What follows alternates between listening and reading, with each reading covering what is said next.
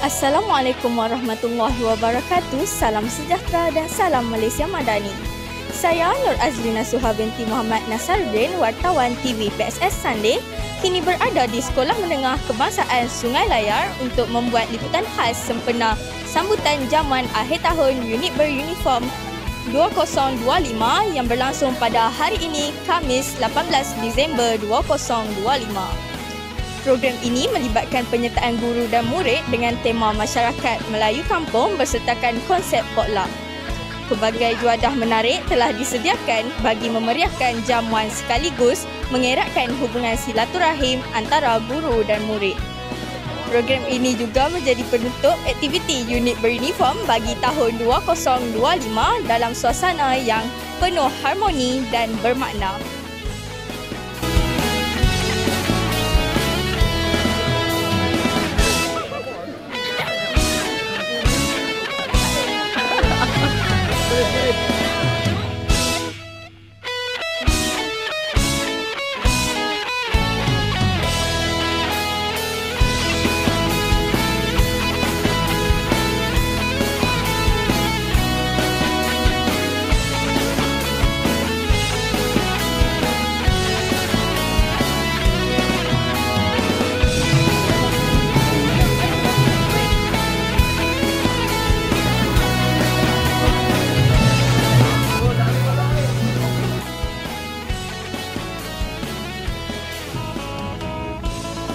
Assalamualaikum warahmatullahi wabarakatuh. Nama saya Akifah Naila. Nama saya Anissa Maisara.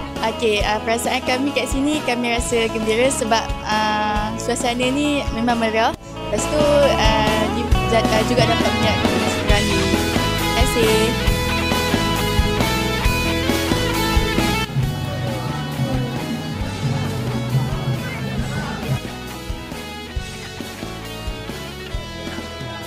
Assalamualaikum warahmatullahi wabarakatuh. Hai, saya Cikgu Amiza. Saya mengajar RBT di SMK Sungai Layar. Untuk majlis hari ini, saya berasa sangat teruja kerana ini adalah majlis yang julung-julung kali diadakan di SMK Sungai Layar dan saya harap majlis ini akan diteruskan sampai bila-bila. Bye. Betul, dah tiga. Assalamualaikum warahmatullahi wabarakatuh. Saya Muhammad Ilhabi Abdul Rashid. Perasaan saya pada hari ini sangatlah seronok dapat mengeratkan silaturahim antara rakan-rakan yang lain. Lepas tu saya tengok makanan kat sini banyak, dapat mengurangkan bebanan ibu bapa untuk memberi duit kepada kita. Saya harap tahun depan ada lagi jamuan macam ini. InsyaAllah. 1, 2, 3, pagi.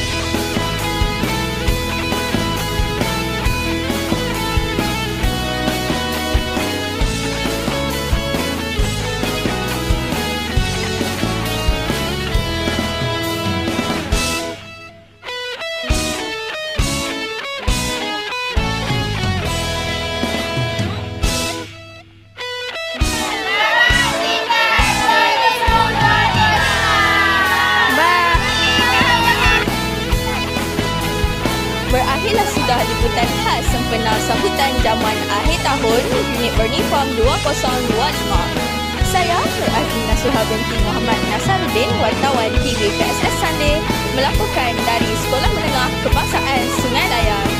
TV PSS Sunday setia bersama anda.